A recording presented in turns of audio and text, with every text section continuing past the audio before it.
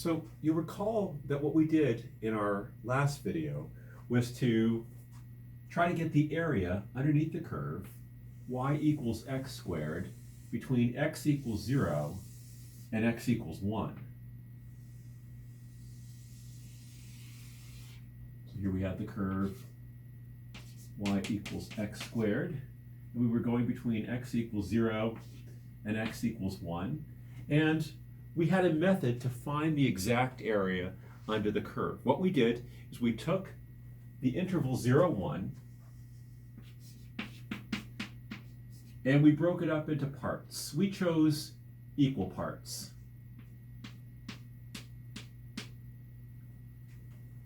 Then we constructed rectangles which touch the curve.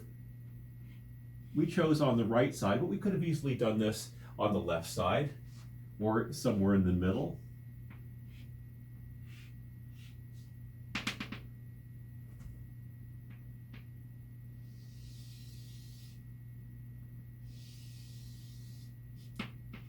We computed the area of each of these rectangles. So each rectangle's area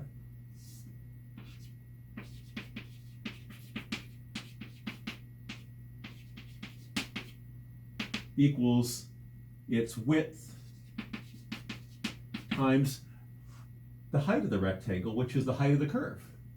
So the width times the height of the curve at that point.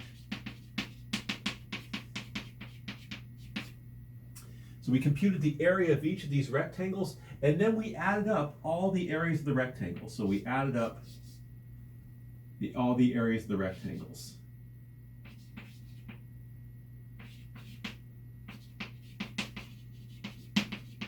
Remember this symbol for summation. So we added up all the areas of the rectangles. And this was the true area underneath the, oh, sorry, that was not the true area underneath the curve until we take the limit as the number of rectangles goes to infinity and the widest rectangle gets narrower and narrower and narrower.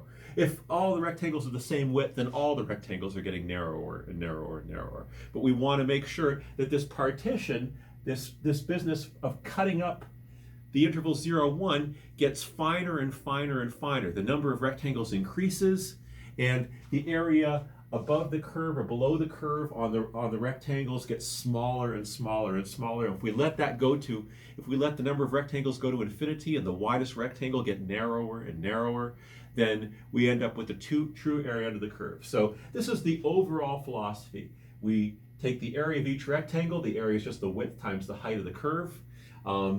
We add up all the areas of the rectangles, and then we take the limit as the number of rectangles gets bigger and bigger, and the width of the rectangles gets smaller and smaller. And we found that the area, the true area under the curve, was 1/3. I'm going to introduce a notation right now. And this notation is going to look awfully familiar. So this is the notation for definite integral.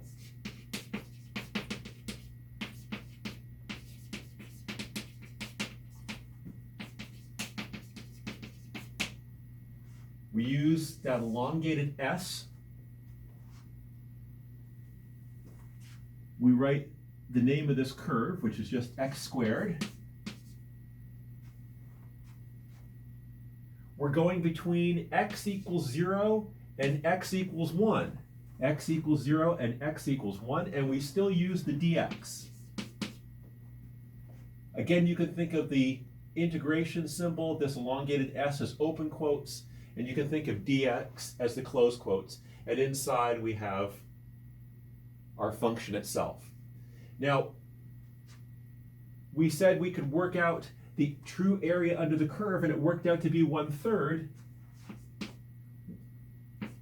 This is equal to 1/3. What we have here is what this says is we want the area underneath the curve, y equals x squared, between x equals 0 and x equals 1, and that turns out to be 1/3. And the way we get this, the only way we know how to get this right now, is to go through that process where we take the interval 0, 1, chop it up into little bits, construct rectangles on each bit, and then let the number of rectangles get very big and the rectangles get very narrow. So this should look a lot like this notation. Oops.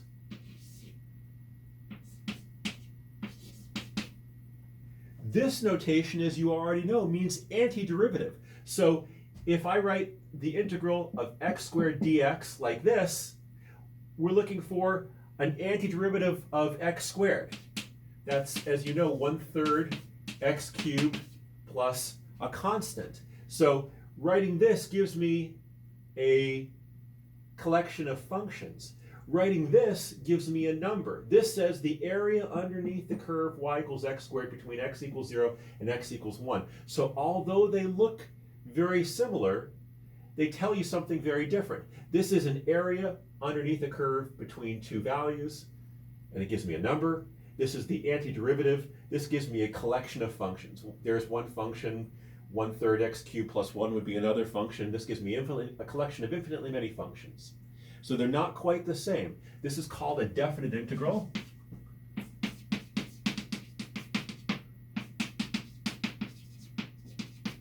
And this is called an antiderivative,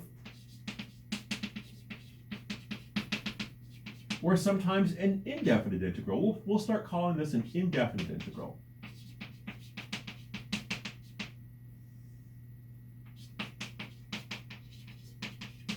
And they tell you something completely different.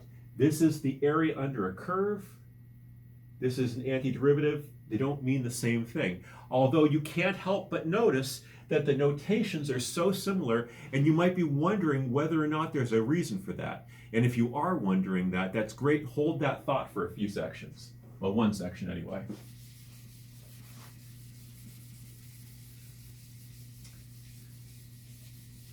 So we had to go through an awful lot of work to be able to evaluate this definite integral. Some definite integrals are easy. We can just use a little bit of geometry to be able to evaluate them.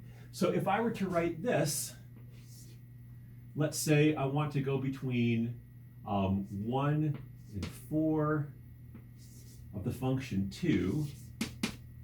So I'm looking for the definite integral between x equals 1 and x equals 4 of the function 2. Well, this is no problem. We know what the curve y equals 2 looks like. It's just a horizontal line at height 2. There's y equals 2. And we say we're going between x equals 1 and x equals 4. So between here and here. All I'm asking you for here is the area under the curve y equals 2, that horizontal line, between x equals 1 and x equals 4. In other words, the area of that rectangle. Well, you don't need calculus to be able to work that out. All you need is a little bit of elementary geometry. The area of a rectangle is the length times the width. Well, from here to here, from 1 to 4, that's 3 units. And this thing is 2 units high. 2 times 3, that area is 6. That's all there is to it. Let's take a look at another one. So again, some of these are easy.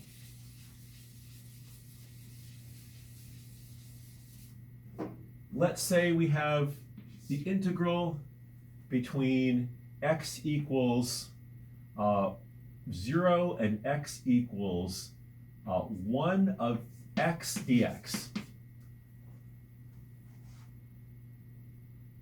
You might want to pause the video at this point and see if you can work that out yourself based on what you know this means now. I'm going to assume you've paused it.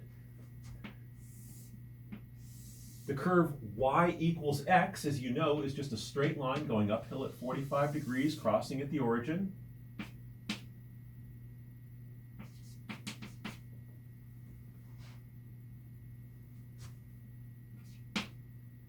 And we're going between x equals 0 and x equals 1. We want the area under the curve between x equals 0 and x equals 1. We could go through this process of taking that, dividing it up into little rectangles and letting the number of rectangles go to infinity and the widest rectangle get narrower and narrower, but we don't have to. We know perfectly well how to compute the area of that triangle. Area of a triangle is 1/2 base times height. Well, the base of this triangle is 1 unit. and so is its height. So the area of the triangle equals 1/2 the base times the height. In other words, 1/2. This equals 1/2. Let's do another one.